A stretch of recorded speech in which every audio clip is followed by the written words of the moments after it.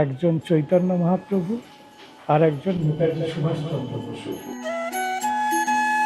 মন্দিরের গর্ভগৃহে তাকে মেরে ফেলায় এবং চৈতন্যের যে মৃত্যু রহস্য, পুরীর যারা পান্ডা হিংসা, একটা প্রতিশোধ, একটা প্রতিহিংসা তৈরি হয়। আঙুলের ছাপ রয়েছে, দুটি আঙুলের ছাপ। যে জেলে চৈতন্যদেবের দেহ উদ্ধার করেছিল সে অবিরাম হরিনাম করে চলেছিল। ভগবত গীতা বলছে চৈতন্য মহাপ্রভু বা সুফি ধর্মাবলম্বী যারা রয়েছেন তারা ভালোবাসার কথা বলেন। কিছুদিন মনে মনে ঘরের কোণে শ্যামের পেরিতে রাখ গোপনে, কিছুদিন মনে মনে। তুমি আছো বিশ্বনাথ, অসীম রহস্য মাঝে নীরবে একাকী। রবি ঠাকুরের সেই গানের সূত্র ধরেই বলা যায় তিনি বরাবর রহস্যাবৃত। তার জন্য তার চাওয়া পাওয়া সব কিছু মিলেমিশে নিরন্তর যে ঝংকার ওঠে মানুষের মনে, সেই ঝংকারের মধ্যে একটি শব্দ বারবার করে অনুরণিত হয়, তা হলো জয় জগন্নাথ। ধর্ম রয়েছে, সংস্কৃতি রয়েছে, বিশ্বাস রয়েছে, আবার কেউ কেউ বলেন কুসংস্কার রয়েছে। যে সব কিছু মিলেমিশে তাকে নিয়ে চর্চা হয় নিরন্তর। আর তার সঙ্গে উঠে আসেন আমাদের এই জগতের, এই বাংলার শ্রী শ্রী চৈতন্য মহাপ্রভু। আমার সঙ্গে আজ রয়েছেন অধ্যাপক গবেষক মকবুল ইসলাম। কিন্তু মকবুল ইসলামকে তিনিই বোধহয় একমাত্র যিনি সনাতন ধর্ম জগন্নাথ নিয়ে চর্চা করছেন দশকের পর দশক। চৈতন্য মহাপ্রভু যখন তার লীলার কথা বলা হয়, তিনি যখন ধর্মের যখন প্রচার করছেন, সেখান থেকে তিনি ভালোবাসার কথা বারবার বলছেন। তার রাধাভাবে ভাবিত হওয়া আর রাধা কৃষ্ণের প্রেম, বিভিন্ন বিষয়, কিন্তু সব কিছুর মধ্যে যদি মূল সূত্র যেমন রবীন্দ্রনাথ বারবার করে মুক্তির কথা বলেন, তেমনই চৈতন্য মহাপ্রভু বা সুফি ধর্মাবলম্বী যারা রয়েছেন তারা ভালোবাসার কথা বলেন। এই যে দুটো ক্ষেত্রেই ভালোবাসার একটা যোগ সাধন, এইটা কি কোথাও কি আপনাকে টেনেছে জগন্নাথ নিয়ে চর্চা করা বা এই পুরো বিষয়টির মধ্যে? মকবুল ইসলাম নামের ক্ষেত্রে ইসলাম ধর্মাবলম্বী হয়েও সনাতনীদের প্রতি এই টানটা কি কোথাও কাজ করেছে? না, আমার নাম মকবুল ইসলাম সেটা কোনো বড় কথা না। আমার প্রাতিষ্ঠানিক ধর্মীয় পরিচয় কি সেটাও কোনো বড় কথা না। কথাটা যেটা, সেটা ছোটবেলা থেকে আমার নাম, আমার ধর্ম পরিচয় সম্পর্কে জ্ঞান হওয়ার আগেই আমার সংস্কৃতির ভিতর থেকে আমি একত্রিত একাত্ম হয়ে বড় হতে শিখেছি। চৈতন্য মহাপ্রভু মূলত কিন্তু প্রেম প্রচার করেছিলেন, ঠিক কৃষ্ণ প্রেম, ঈশ্বরের প্রতি প্রেম। আর সুফিদেরও মূল বিষয়টা কিন্তু ভালোবাসা, কেমন? ফলে এই যে ঈশ্বরের প্রতি ভালোবাসা, এবং ঈশ্বরের প্রতি ভালোবাসার গৌড়ীয় বৈষ্ণব ধর্মে অনেকগুলো ফর্ম আছে, তার মধ্যে দাস্যভাবে ভালোবাসা। হ্যাঁ, একমাত্র ঈশ্বরই কৃষ্ণ, আর সব ভৃত্য। ফলে এই যে দাস্যভাবে ভালোবাসা, ভগবানের দাস হয়ে ভালোবাসা, এই ভালোবাসার ভাবনা পরবর্তীকালে শাস্ত্রাদি ঘেঁটে দেখেছি এটা সুফিদেরও কথা। তার গোলাম আব্দ আল্লাহ, আবদুল্লাহ বলে যে নামটা, সেই নামটার বাংলা মানে কিন্তু আব্দ আল্লাহ। যেমন আমাদের কৃষ্ণ দাস মানে কৃষ্ণের দাস, তেমনি আল্লাহর দাস। স্যার, এই যে কৃষ্ণ প্রেমে ভাবিত হওয়া, ঠিক সেখানে দাঁড়িয়ে তোমার নামে তোমার ধ্যানে তব কত মাধুরী বা কিছু একটা এরকম, তব নামে কত মাধুরী, রাইট? সেটা রবীন্দ্রনাথেরই বলা। এই যে তোমার নাম, তোমার ধ্যান, তোমার জ্ঞান, ঠিক সেখানে দাঁড়িয়ে তুমির মধ্যে একটি বই, একটি গবেষণা পত্র যদি আমরা বলি, সেটি খুব ভাইরাল হয়েছিল এবং এখনো পর্যন্ত খুব চর্চিত, যে কাহা গেলে তোমা পাই, ডক্টর জয়দেব মুখোপাধ্যায়ের লেখা, বা তিনি গবেষক ছিলেন। এই যে কাহা গেলে তোমা পাই, এই পুরো বিষয়টিতে চৈতন্যের যে মৃত্যু রহস্য তা নিয়ে তিনি কিছু বলেছেন। তাহলে নিরন্তর বিতর্কও তৈরি হয়েছে। স্যার, পুরীর জগন্নাথ মন্দির, জগন্নাথ এবং চৈতন্য দর্শন এবং চৈতন্যের বিলীন হয়ে যাওয়া, মৃত্যু হয়ে যাওয়া, বা তিনি চলে যাওয়া, তাকে আর পাওয়া না যাওয়া, এই পুরো বিষয়ের রহস্যটা ঠিক কী? উড়িষ্যার সঙ্গে যোগসূত্র আছে এমন দুজনের জীবনের শেষ পর্ব সম্পর্কে কোনো স্পষ্ট যাচাইযোগ্য নথি আমাদের হাতে নেই। একজন চৈতন্য মহাপ্রভু আর একজন নেতাজি সুভাষচন্দ্র বসু। একজন কটক, তিনি একটা জীবনের একটা পর্বে ছিলেন, চৈতন্য মহাপ্রভু তো ছিলেন, সেটা সকলে জানে। এক্স্যাক্টলি কি ঘটনা ঘটেছিল সেই সম্পর্কে অনেক রকম ধ্যান ধারণা চালু আছে, অনেক রকম অনুমান চালু আছে, কিন্তু ভেরিফায়েবল ডকুমেন্ট বলতে যেটা আমরা বুঝি, সেই বিষয়টা আমাদের কাছে এখনো পর্যন্ত স্পষ্ট নয়। অনেকের অনেক রকম মতামত আছে, অনেক রকম স্ট্রং হাইপোথিসিস আছে, হতে পারে প্রবাবিলিটি অনেক রকম আছে, কিন্তু ঠিক কি ঘটেছিল সেইটা আমরা এখনো পর্যন্ত স্পষ্টত জানি না। জয়দেববাবু অনেকদিন গবেষণা করেছিলেন এবং তার মৃত্যু হয়েছিল, মর্মান্তিক ঘটনা। আমি এরকম ঘটনা অবশ্যই অনাকাঙ্ক্ষিত, কিন্তু শেষ পর্যন্ত আমরা অফিসিয়ালি কোনো সিদ্ধান্তে এখনো পর্যন্ত আসতে পারিনি। স্যার আমরা দেখেছি স্বর্গদ্বারের যে রাস্তা রয়েছে, ঠিক সেই স্বর্গদ্বারের রাস্তার মুখে চৈতন্যদেবের একটি মূর্তি করা রয়েছে। তিনি সে একেবারে গৌরনীতায় যে বিষয়টি রয়েছে সেই ভঙ্গিমায় দাঁড়িয়ে রয়েছেন। বলা হয় যে তিনি ওই সমুদ্রে বিলীন হন এবং তিনি কৃষ্ণ কৃষ্ণ নাম করে বিলীন। আবার আরেকটি মত বলা হয় যে মন্দিরের গর্ভগৃহে তাকে মেরে ফেলায় এবং মন্দিরের যে দেওয়াল রয়েছে সেই দেওয়ালের মাঝখানে তার কঙ্কাল উদ্ধার হয়েছে বলে এরকমও একটা জিনিসপত্র বিভিন্ন জায়গাতে ছড়িয়ে রয়েছে, সোশ্যাল মিডিয়াতে খুললেও দেখা যায়। এই পুরো বিষয়টি যদি স্পষ্ট করেন, এমন কোনো প্রমাণ, এমন কোনো প্রামাণ্য নথি পাওয়া যায় কিনা। আরেকটি প্রশ্ন ওঠে যে পুরীর যারা পাণ্ডা যখন চৈতন্য মহাপ্রভু এলাকায় যাচ্ছেন, পুরীতে যাচ্ছেন, ধর্মের প্রচার করছেন, আর তিনি যে প্রচার করছেন বহু মানুষকে তিনি একসঙ্গে ঐক্যবদ্ধ করছেন।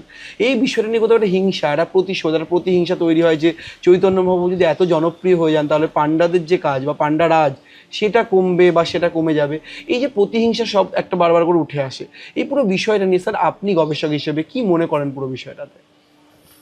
দেখুন, জনপ্রিয়তার সঙ্গে সঙ্গে এই বিষয়গুলো মানে একেবারে সঙ্গে সঙ্গে লেগে আছে। এটা শুধু চৈতন্যদেব বলে না, যে ক্ষেত্রে খুব জনপ্রিয় হয়ে ওঠেন তার ক্ষেত্রেই এই বিষয়গুলো প্রযোজ্য। ওই বিরাট মাপের মানুষ হলেও যেরকম, খুব ছোটোখাটো স্তরেও যারা আমরা আছি তাদের ক্ষেত্রেও, মানে সামাজিক মানুষের জীবনে এইগুলো অঙ্গাঙ্গিভাবে যুক্ত। চৈতন্যদেবের দেহান্ত কিভাবে হয়েছিল সেটা নিয়ে অনেকগুলো মতামত রয়েছে এবং চৈতন্যদেবের দেহান্তের ক্ষেত্র অন্তত 3টে, এবং চৈতন্যদেবের মানে দেহান্ত কবে হয়েছিল সেটার তারিখ অন্তত গোটা 4-5। মানে একজন অবতার পুরুষ যিনি, তার দেহান্তের স্থান 3টে। 1 পুরী মন্দির, 2 গুন্ডিচা, কেউ বলছেন টোটা গোপীনাথ, কেউ বলছেন সমুদ্রে বিলীন হয়ে যাননি, পরে জেলের জালে তাকে পাওয়া গিয়েছিল, সেসব আমরা জানি। এবং তার দেহান্তের তারিখও অন্তত 4-5টা, এবং সেটাও খুব কাছাকাছি নয়। তাহলে এখান থেকে আমরা কোনো কনক্লুশনে আসতে পারি না, লজিক্যালি আসতে পারি না। কেউ বিশ্বাস মতো কিছু একটা মনে করে নিতে পারেন, ব্যক্তিগত বিশ্বাসের ক্ষেত্রে সেটা ভালো, কিন্তু মানে গবেষক হিসেবে যদি আমাকে উত্তর দিতে বলেন তাহলে আমি বলবো যে এখনো পর্যন্ত বিষয়টা অফিসিয়ালি প্রুভড এবং সেটেলড নয়। আবার স্ট্রং অনুমান কতগুলো আছে, সেগুলো এখনো প্রমাণ সাপেক্ষ। কোনটা একটু বেশি স্ট্রং, মানে কোনটা তার মৃত্যুকে কেন্দ্র করে কোনটা বেশি শক্তিশালী বলে আপনার মনে হয়? কোনোটাই জেলেদের মানে জালে উঠে আসা। জেলেদের জালে তিনি যখন উঠে এলেন তখন তো তিনি বেঁচে ছিলেন, মারা তো যাননি। আচ্ছা, তার দেহান্ত তো হয়নি। স্বামী স্বরূপেশানন্দ চৈতন্যদেবের উপর একটা জীবনী লিখেছেন, খুব ভালো, সাধারণ মানুষের পড়তে ভালো লাগার মতো করে। যে জেলে চৈতন্যদেবের দেহ উদ্ধার করেছিল সে অবিরাম হরিনাম করে চলেছিল তখন। ওই যে বিরাট পুরুষ, ওই রকম একজন বিরাট অবতার পুরুষকে স্পর্শ করেছে, সেই হরিনামের স্পর্শে তিনি ক্রমাগত হরিনাম করে চলেছেন। এই বর্ণনা পাওয়া যায়, এগুলো পাওয়া যায়, অনেক রকম ইতিনীতি অনেক রকম চালু আছে। স্যার পুরীর একটা আলাদা নামও রয়েছে নীলাচল। নীলাচলে যখন মহাপ্রভু চৈতন্যদেব তিনি যেতেন বা হাঁটছেন, স্থানীয় মানুষজন বলতেন যে তিনি নাকি চলমান জগন্নাথ, মাদুলাপঞ্জি, সেই বিষয়টা তার যে দিনলিপিতে তার নাম উল্লেখ থাকা এবং যে চলমান জগন্নাথ হিসেবে তাকে অভিহিত করে দেয় এলাকার মানুষজন। এই যে জগন্নাথ দেব এবং চৈতন্যদেব, এদের মধ্যে মিল কোথায়? মানে কেন জগন্নাথের চলমান রূপ হিসেবে চৈতন্যকে বারবার বিবেচনা করা হয় এবং বলা হয় যে কৃষ্ণ যিনি, তিনিই বিষ্ণু, তিনিই চৈতন্য, তিনিই জগন্নাথ, অথবা জগন্নাথ থেকে যদি আমি আস্তে আস্তে নিচের দিকে নামি, এই পুরো বিষয়টাকে তাদের মধ্যে মিল কোথায়? কেন চৈতন্যই জগন্নাথ, জগন্নাথই চৈতন্য? যেহেতু চৈতন্যদেব সেহেতু গৌড়ীয় বৈষ্ণব দর্শন একেবারে বোঝাটা অপরিহার্য। আমরা চৈতন্য জীবনী সাহিত্য পড়ে আমরা জেনেছি যে সাক্ষাৎ নারায়ণ, যিনি বিষ্ণু, যিনি নারায়ণ, যিনি কৃষ্ণ, তিনি স্বয়ং চৈতন্য বপু ধারণ করে অবতীর্ণ হয়েছে। কেমন? এবং জগন্নাথ যে শ্রীকৃষ্ণ স্বয়ং, এ কথা আমাদের স্পষ্ট করে বললেন চৈতন্য মহাপ্রভু। গরুড়ের পাশে তিনি গরু স্তম্ভের পেছন থেকে দর্শন করলেন, পাশে তিনি Right. যখন দর্শন করলেন তখন তিনি মুরলীবদন কৃষ্ণকে দেখলেন, ব্রজেন্দ্র নন্দনকে দেখলেন। কেমন? তো চৈতন্যদেব, জগন্নাথ, কৃষ্ণ এবং চৈতন্যদেব, এই যে তিনজনের এই যে অক্ষ, সবটাই কিন্তু বিষ্ণু তত্ত্বের অক্ষের সঙ্গে সমান। বাসু ঘোষ পদ লিখেছিলেন, যেই গৌর সেই কৃষ্ণ সেই জগন্নাথ। ফলে আমাদের কাছে, গৌড়ীয় বৈষ্ণবদের কাছে, বাঙালিদের কাছে চৈতন্যদেব জগন্নাথের একটি সচল রূপ।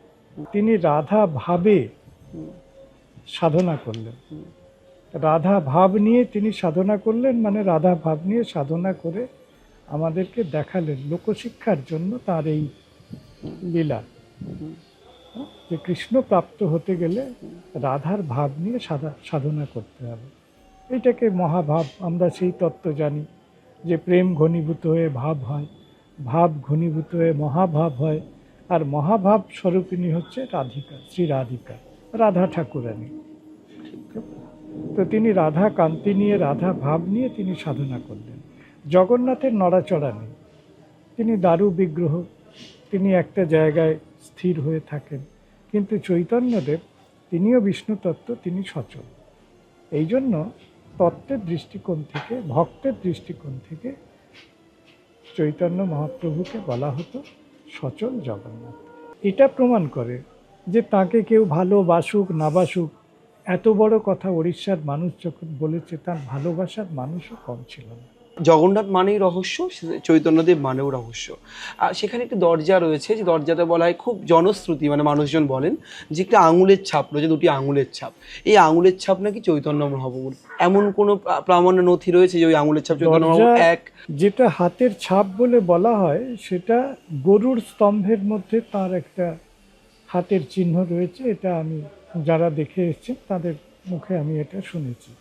এবং পেইন্টিংয়ে যেরকমটা দেখা যায়, তিনি গরুর স্তম্ভকে এমনি করে ধরে, এইভাবে ধরে তিনি জগন্নাথকে এক দৃষ্টিকোণ থেকে দেখছিলেন। গরুড়ের পাছে রহি করেন দর্শন, দেখেন জগন্নাথ হয় মুরলী বদন। এই বর্ণনাটা যখন আমরা পড়ি তখন আমরা ভিজুয়ালাইজ করি। চৈতন্য মহাপ্রভু যখন ধর্মের প্রচার করছেন, বিভিন্ন এলাকায় ঘুরছেন, তিনি বারবার সকলের জন্য কথা বলছেন, সকলের জন্য একটা মানুষের সঙ্গে মিলে যাওয়া, মানুষকে ভালোবাসা। আমরা জবন হরিদাসকে জানি, যার বাড়িতে তিনি গিয়ে ভোজ খেয়েছিলেন, খাবার খেয়েছিলেন, তার একেবারে কর্দমাযুক্ত পুকুর, সেই গল্প আমরা জানি। সমাজের যারা নিম্নবিত্ত মানুষ, তাদের জন্য কাজ করা। জগন্নাথ দেবতায়, কিন্তু চৈতন্য মহাপ্রভু যখন উত্তরণ ঘটলো, ইস্কনের দিক থেকে উত্তরণ হলো, সেটা গিয়ে কোথাও গিয়ে নিম্নবৃত্তীয় মানুষ বা নিম্ন বর্গের মানুষ থেকে একটা রাজাধিরাজ বা অন্যরা মহারাজকে উত্থান হয়নি চৈতন্য মহাপ্রভুর। কোথাও কি জগন্নাথ দেবকে কি আপনার মনে হয়, একজন গবেষক হিসেবে, তিনি সবরদের দেবতা বা নিম্নবিত্তের দেবতা থেকে আস্তে আস্তে করে যখন রাজকীয় ছোঁয়া তার মধ্যে আসতে শুরু করলো, ঠিক তখনই জগন্নাথ দেব কোথাও গিয়ে এই নিম্নবর্গীয় যে সমস্ত মানুষ ছিলেন, তারা মনে প্রাণে রাখছেন, কিন্তু মন্দির রাজনীতি, মন্দিরে প্রবেশ করা, মন্দিরে না থাকা, বিরাট বিরাট ভোগ দেওয়া, এই পুরো আচার উপাচারের যে পরিবর্তন, পাণ্ডাদের দ্বারা যে পরিবর্তন, এই পরিবর্তন কিন্তু খামতি থেকে গেল। মানে চৈতন্য মহাপ্রভু যে সবার হয়ে গেলেন, জগন্নাথ দেব সবার, তিনি জগতের নাথ, কিন্তু কোথাও গিয়ে যে একেবারে স্পর্শ করা, মন্দিরে প্রবেশ করা, এই বিষয়টি কোথাও এলো? মানে যে শিফটিংটা হয়েছে, মানে সবরদের দেবতা থেকে সবার দেবতা হলেন। সবর থেকে সবার, বাংলা ভাষায় বানানের খুব কম পার্থক্য। কেমন? সবর থেকে সবার একটি আকার যুক্ত হলো। নিম্নবর্গীয়, নিম্নবর্ণ, এই সমস্ত কথাগুলো আমরা ব্যবহার করি, এগুলো অনেক বেশি সোশিওলজিক্যাল টার্ম, পলিটিক্যাল টার্ম। ব্যাপারটা হচ্ছে যে বৈষ্ণবীয় দৃষ্টিতে, জগন্নাথের দৃষ্টিতে সবাই ভক্ত, প্রত্যেকে আত্মা। এই একটা জিনিস সবার মধ্যে আছে। যাদের আমরা উঁচু নিচু বলি, যাদের আমরা এ জাত ও জাত, এ ধর্ম ও ধর্ম, এই বর্ণ ওই বর্ণ বলি, প্রত্যেকের মধ্যে একটা জিনিস কমন, সেটা হচ্ছে আত্মা। ভগবত গীতা বলছে যে তোমার এই পরিচয়গুলো কোনো পরিচয় না, তোমার প্রকৃত পরিচয় আত্মা। আর এই আত্মা চেতনায় ভিত্তি করে আমরা যদি জগন্নাথকে দেখি, তাহলে একজন আত্মা সচেতন মানুষের জন্য জগন্নাথ হচ্ছেন পরমাত্মা। মাঝখানে কোনো শব্দ নেই। আত্মা আর পরমাত্মা, এই যে হায়ারার্কি, এই হায়ারার্কির মধ্যে আমার কি ধর্ম, আমার কি বর্ণ, তোমার কি ধর্ম, তোমার কি বর্ণ, ওর কি ধর্ম, ওর কি বর্ণ, কে কোন ক্যাটেগরিতে বিলং করে, এসব কিচ্ছু নেই। এইটা জগন্নাথ সংস্কৃতির এবং আমাদের গৌড়ীয় বৈষ্ণব ফিলোসফির যে স্পিরিচুয়াল যে ডোমেন আর কি, খুব বিস্তৃততর যে দর্শন, এইটা বোঝা। জগন্নাথের কাছে গেলে কিন্তু সবাই সমান।